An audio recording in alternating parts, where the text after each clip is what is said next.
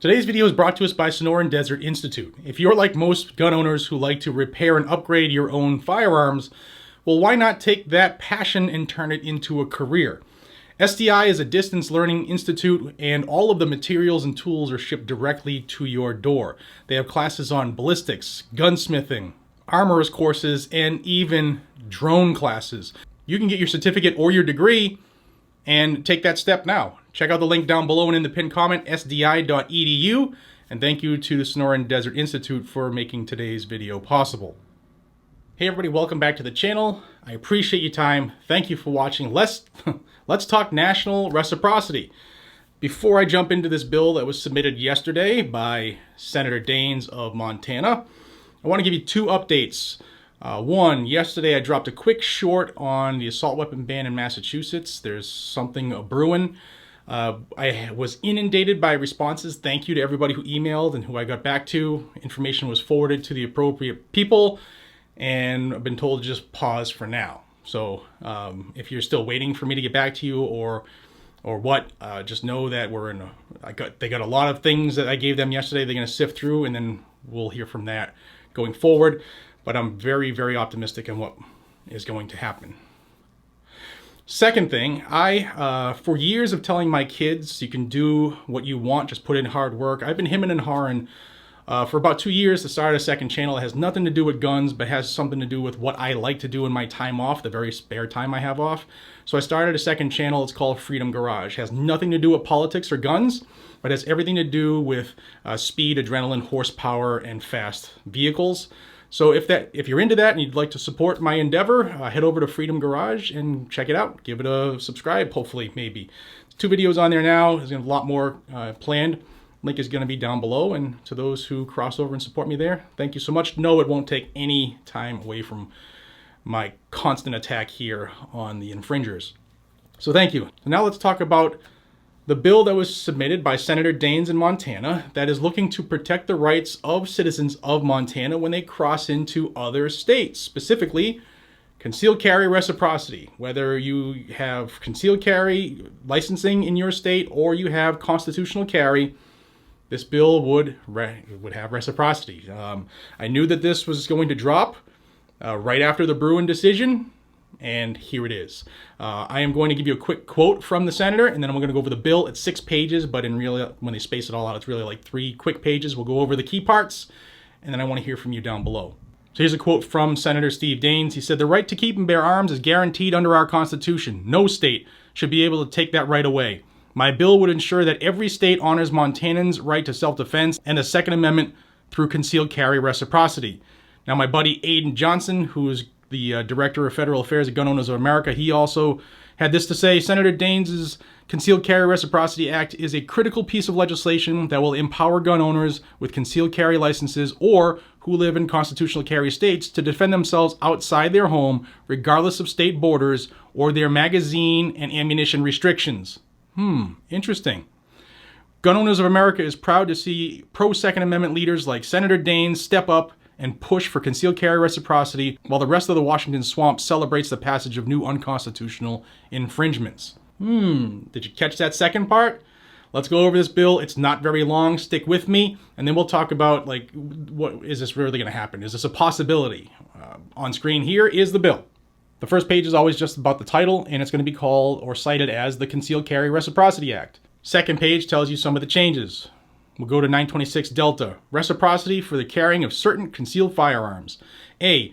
Notwithstanding any provisions of the law of any state or political subdivision thereof, except as provided in subsection B Bravo, and subject only to the requirements of this section, a person who is not prohibited by federal law from possessing, transporting, shipping, or receiving a firearm, who is carrying a valid identification document containing a photograph of the person, and who is carrying a valid license or permit which is issued pursuant to the law of the state and which permits the person to carry a concealed firearm or is entitled to carry a concealed firearm in the state in which the person resides, may possess or carry a concealed handgun other than a machine gun or destructive device that has been shipped or transported in interstate or foreign commerce in any state that 1. Has a statute under which residents of the state may apply for a license or permit to carry a concealed firearm, or 2, does not prohibit the carrying of concealed firearms by residents of the state for lawful purposes.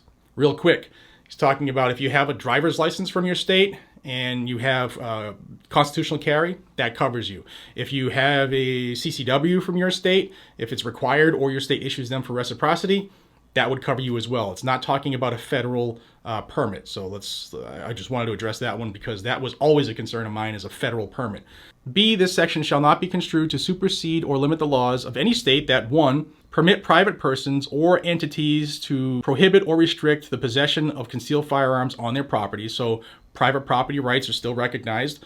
2, prohibit or restrict the possession of firearms in any state or local government property, installation, building, base, or park. So the feds still have their places that have been sensitive and are in the history and tradition of the country, because it's kind of been a thing in most states, not all of them. C, a person who carries or possesses a concealed handgun in accordance with subsections A and B may not be arrested or otherwise detained for violation of any law or any rule or regulation of a state or any political subdivision thereof related to the possession, transportation, or carrying of firearms unless there is probable cause to believe that the person is doing so in a manner not provided for by this section. Presentation of facially valid documents as specified in subsection A is prima facie evidence that the individual has a license or permit as required by this section, meaning cops can't go on fishing missions. If you have your CCW from a different state and it's still valid, that's good to go. No, we're going to keep you detained and we're going to try to figure a way to just jam you up. Hell no, no more, if this goes through. 2, when a person asserts this section as a defense in a criminal proceeding, the prosecution shall bear the burden of proving beyond a reasonable doubt that the conduct of the person did not satisfy the conditions set forth in subsection A and B. Meaning it's no longer on you to prove that you are innocent, it's on the government to prove that you're guilty, and that's the way it's supposed to be. 3, when a person successfully asserts this section as a defense in a criminal proceeding, the court shall award the prevailing defendant a reasonable attorney's fee. D delta 1. A person who is deprived of any right, privilege, or immunity secured by this section under color of any statute, ordinance, regulation, custom, or usage of any state or any political subdivision thereof may bring an action in any appropriate court against any other person, including a state or political subdivision thereof, who causes the person to be subject to the deprivation for damages or other appropriate relief. Looking at you, New York. 2. The court shall award a plaintiff prevailing in an action brought under paragraph 1 damages and such other relief as the court deems appropriate, including a reasonable attorney's fee. E. In subsection A, the term identification document means a document made or issued by or under the authority of the United States government, a state, or a political subdivision of a state which, when completed with information concerning a particular individual, is of a type intended or commonly accepted for the purpose of identification of individuals. Your state ID, your school ID, your driver's license, you get the point. 2, the term handgun includes any magazine for use in a handgun and any ammunition loaded in the handgun or its magazine. No limits there, notice that.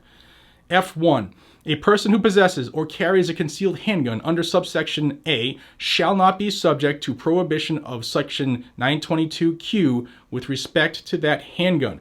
2, a person possessing or carrying a concealed handgun in a state under subsection A may do so in any of the following areas in the state that are open to the public: a national park, national wildlife refuge, public land under the jurisdiction of the Bureau of Land Management, land administered and managed by the Army Corps of Engineers, land administered and managed by the Bureau of Reclamation, land administered and managed by the Forest Service. And this is the severability clause. Notwithstanding any other provision of this act, if any provision of this section or any amendment made by this section or the application of such provision or amendment to any person or circumstance is held to be unconstitutional, this section and amendments made by this section and application of such provision or amendment to other persons or circumstances shall not be affected thereby.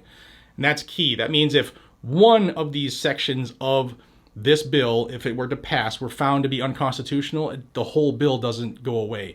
Meaning if they can find a way to chip and say, you know what, you can't carry on BLM land or forestry land, so therefore that's unconstitutional, let's get rid of this whole bill.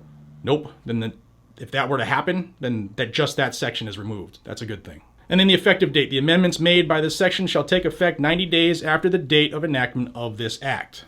So there we go. We had the Bruin decision saying if it's not in the text of the Second Amendment, it has to be proven by the government that it has to have been something that is in the history and tradition of the country. And we all know there's nothing in the text, history, and tradition that says you can't carry your gun over that dotted line on a map. Does this stand a chance in passing? Well, I'd have to say, as of the makeup right now, probably not, right? Although there could be an argument based off of constitutional grounds with Bruin. But November's coming.